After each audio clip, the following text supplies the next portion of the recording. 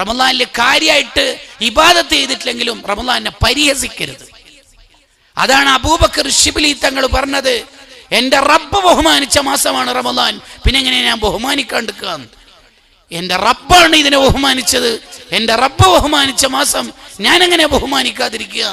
പുതിയ കൂട്ടുകാരെ, ഇഫ്താറിനിരിക്കുന്നതിൻ്റെ ആ മുമ്പ് അല്ലെങ്കിൽ ഇഫ്താറിനിരുന്ന സമയം കാമണിക്കൂറും 5 മിനിറ്റുമുള്ള ആ ഗ്യാപ്പിലും ഇടത്തെ കയ്യിൽ ഇൻസ്റ്റയിലും യൂട്യൂബിലുള്ള റീൽസാണ് സ്ക്രോൾ ചെയ്യുന്നതെങ്കിൽ നമുക്കെന്താ പറ്റിപ്പോയത്? ദുആഇന് ഇജാബത്തുള്ള മലക്കുകൾ ആമീൻ പറയുന്ന ഇഫ്താറിന്റെ നേരത്ത് പോലും റീൽസുകൾ സ്ക്രോൾ ചെയ്തിട്ടാണ് നമ്മുടെ റമദാൻ കറങ്ങിത്തീരുന്നതെങ്കിൽ ഈ റമദാൻ അള്ളാന്റെ അടുത്ത് നമ്മളെ കുറിച്ച് എന്തു പറയും? ഈ ആലോചന നമുക്കുണ്ടാവും. റമദാനിൽ ഒരാൾ പാപങ്ങൾ പൊറുപ്പിച്ചിട്ടില്ലെങ്കിൽ പിന്നെ എപ്പോൾ? ആ ചോദ്യം നമ്മുടെ നെഞ്ചത്ത് തറക്കേണ്ട ഒരു ഹദീസാണ്. പിന്നെ എപ്പോൾ? അതൊരു ചോദ്യം.